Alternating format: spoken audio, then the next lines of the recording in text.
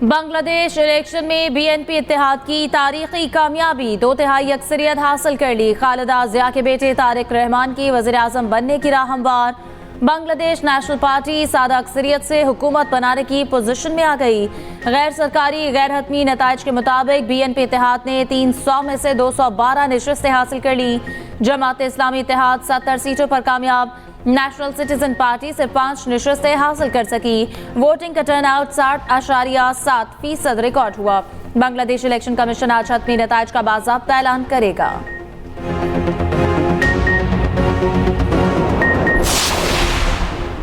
BNP के chairman Tariq Rahman Dhaka और बोगरा की दोनों नशिस्तों पर कामयाब। Secretary general BNP Mirza Fakhrul Islam Alamgir भी जीत गए। जमात इस्लामी के अमीर शफीकुर रहमान भी अपनी नशिस्त जीतने में कामयाब। बीएनपी का जश्न से गुरेज, मुल्क की बेहतरी के लिए दुआओं की हिदायत। शफीकुर रहमान का कहना है सरकारी नताइज आने के बाद रद्दमल देंगे। यकीन दिलाते हैं मुखालिफत बराए मुखालिफत नहीं करेंगे, तामीरी और अवाम के मुफाद में सियासत करेंगे।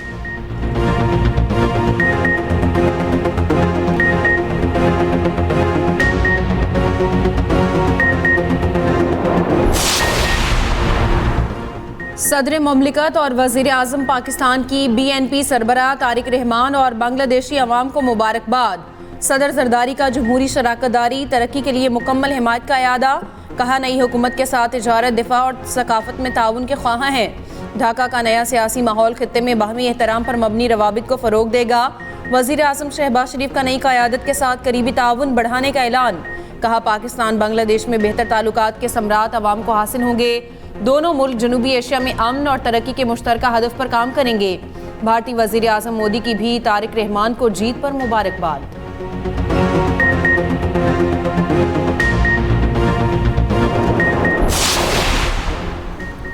बांग्लादेश में आईनी इस्लाहात पर रेफरेंडम 73% ने हिमायत की। बांग्लादेशी मीडिया के मुताबिक रेफरेंडम के जवाब में आवाम को हाँ या नहीं का इंतखाब करना था।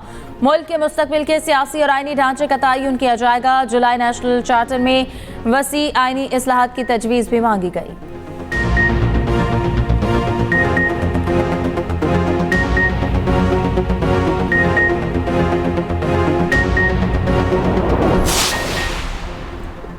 सेनेट इजलास में आज भी बानी पीटीआई की सेहत की गूंज। अपोजिशन लीडर राजा नासिर अब्बास का वक्फा सवालात मौखर करने का मुतालिबा।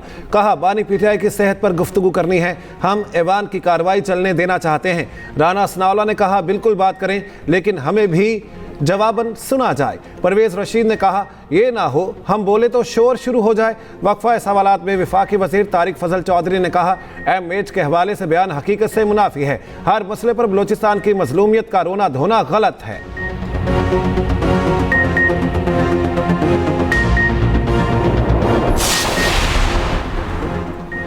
बानी पीटीआई के मुताबिक उनकी दाईं आंख की बिनाई 85% खत्म हो चुकी। पेम्स के डॉक्टर से इलाज और इंजेक्शन लगाने के बावजूद आंख सिर्फ 15% काम कर रही है।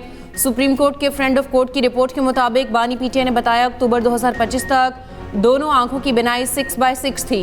फिर मुसलसल धुंधलाहट और मध्यम नजर आने की शिकायत हुई। मुतादिद बार सुप्रिंटेंडेंट जेल को आगाह किया, मगर शिकायत के अजाले के लिए कोई मौसर इकदाम नहीं किया गया।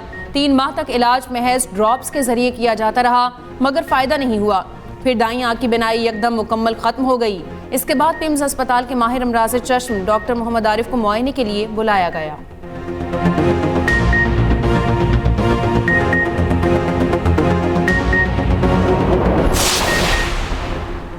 बानी पीटीआई की सेहत हुकूमत की तरजीह है। इलाज के लिए बैरून मुल्क भेजना पड़ा तो भेजेंगे। वफाकी वज़ीर तारिक फजल चौधरी का बड़ा बयान। वज़ीर मुमलिकत दाखिला तलाल चौधरी का कहना है कि बानी की बिनाई कितनी मुतासर है फैसला वकील ने नहीं डॉक्टर ने करना है। सियासी नाकामी के बाद तहरीक इंसाफ के पास हमदर्दी का कार्ड के सिवा कुछ नहीं बचा। वो हमदर्दी कार्ड के पीछे छुप रहे हैं। वफाकी वज़ीर इत्तलात अता तारड़ का कहना है कि बानी पीटीआई को तमाम तर सहूलियात और आम कैदी से कई गुना ज़्यादा मर्रात हासिल हैं। बानी के साथ जेल में मुबैना सख्ती और नामुनासिब हालात का जाली बयान आज खत्म हो गया।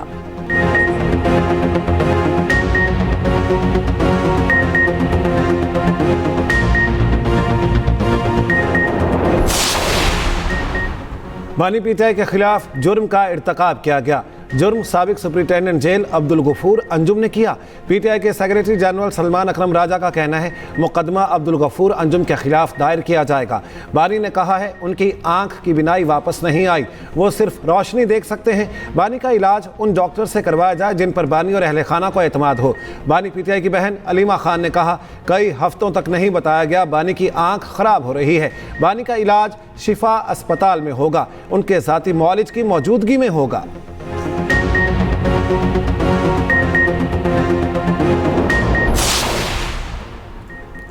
सदर आसिफ अली जरदारी से वज़ीर आज़म शहबाज शरीफ की ईमान सदर में मुलाकात, सियासी उमूर, कौमी सलामती और आज़ाद कश्मीर के नए सदर के इंतखाब पर मुशावरत। मुलाकात में गज़ा अमन बोर्ड और पाकिस्तान के नुक्ता नज़र पर भी बातचीत। वज़ीर आज़म शहबाज शरीफ का इंतहा पसंदी और दहशत गर्दी के खात्मे के लिए कौमी जिद्दोजहद जारी रखने का ऐलान।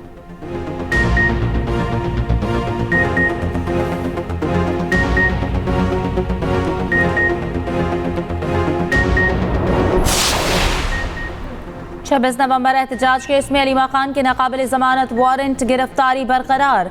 जज अमजद अली शाह अचानक छुट्टी पर 16 फरवरी तक मुलतवी। अलीमा खान को आइंदा तारीख पर गिरफ्तार करके पेश करने का हुक्म भी बरकरार।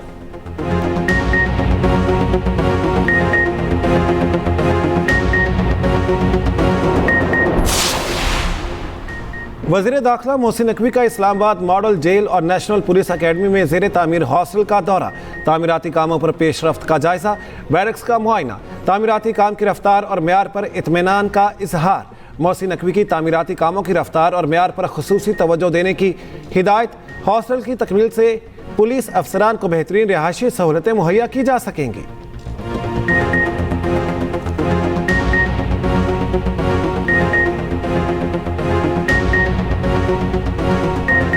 अमरीकी सदर ट्रंप का कहना है ईरान से 1 माह में मुआहिदा मुमकिन है। ईरान को अमरीका से डील करना होगी, मुआहिदा ना हुआ तो सूरत हाल बहुत खतरनाक हो जाएगी।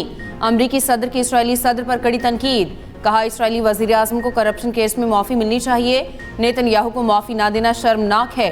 इसराइली अवाम को अपने सदर के खिलाफ आवाज़ उठानी चाहिए। इसराइली सदर का जवाब, कहा नेतन्याहू की माफ़ी की दरख्वास्त ज़ेर गौर है, फैसला बैरूनी या अंदरूनी दबाव के बगैर किया जाएगा।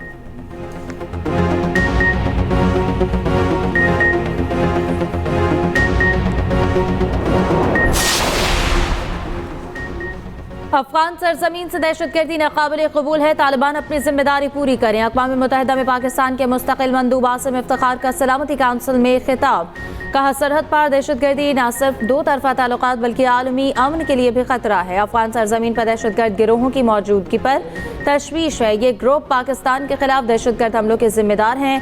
पाकिस्तान अपनी खुद मुख्तारी और शहरियों के तहफ़्फ़ुज़ पर कोई समझौता नहीं करेगा। अफगानिस्तान में इंसानी बहरान और ख़वातीन के हुकूक़ की पामाली पर भी तशवीश का इजहार।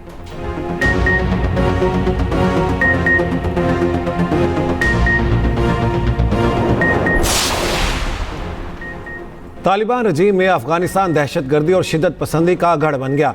अफगान सरजमीन से हमसाया ममालिक में दहशतगर्द कार्रवाइयाँ जारी। आलमी जरीदे ने अफगानिस्तान से दहशतगर्दी की कार्रवाइयों को आश्कार कर दिया। अमरीकी जरीदा यूरेशिया रिव्यू के मुताबिक अफगानिस्तान से सरहद पार हमले और दरअंदाजी के वाक़यात मामूल बन चुके। अफगानिस्तान से हमले पाकिस्तान, ईरान और वस्ती एशियाई ममालिक मुतासिर हैं।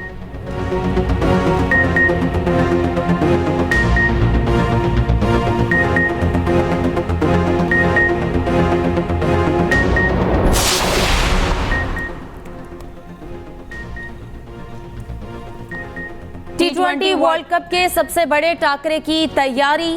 कौमी टीम 2 दिन आराम के बाद आज शाम प्रैक्टिस करेगी। प्रमदासा स्टेडियम में प्रैक्टिस सेशन शेड्यूल। खिलाड़ी होटल में जिम कर ट्रेनिंग और स्विमिंग करते रहे। भारतीय टीम सूर्या कुमार की क़यादत में दिल्ली से कोलंबो के लिए रवाना। भारतीय ओपनर अभिषेक शर्मा की पाकिस्तान के खिलाफ मैच में शमूलियत गैर यकीनी, फैसला कल होगा। पाक भारत मैच इतवार को कोलंबो में खेला जाएगा। मैच बारिश से मुतासर होने का भी खदशा है। महकमे मौसमियात के मुताबिक कोलंबो में 2 से 3 दिन बारिश का इम्कान है।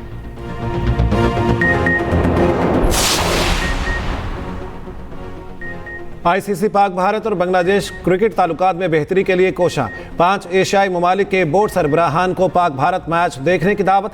पाकिस्तान, भारत, बांग्लादेश, श्रीलंका, अफगानिस्तान बोर्ड सरबराहान मदऊ। सदर बांग्लादेशी बोर्ड अमीनुल इस्लाम का कहना है मुलाकात कोलंबो में रखी गई है, जो इजलास की सूरत में होगी।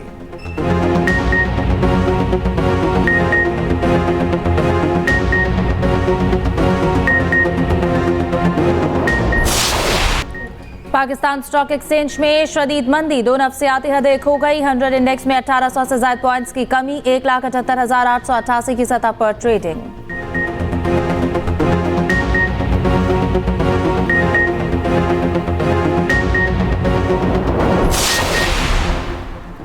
कराची के इलाके बल्दिया मुशर्रफ कॉलोनी में फायरिंग, मियां बीवी और बेटा कत्ल, एक खातून जख्मी। पुलिस के मुताबिक वाकया ज़ाती दुश्मनी का शाखसाना मालूम होता है।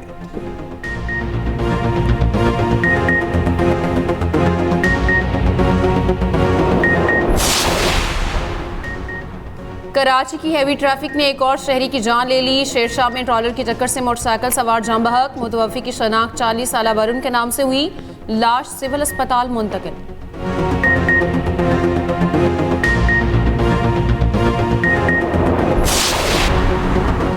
कराची में मुलीर 15 के करीब ट्रेन पटड़ी से उतर गई। रेलगाड़ी पंजाब से कराची पहुंची थी। हादसे में कोई जानी नुकसान नहीं हुआ। ट्रैक की बहाली का काम जारी।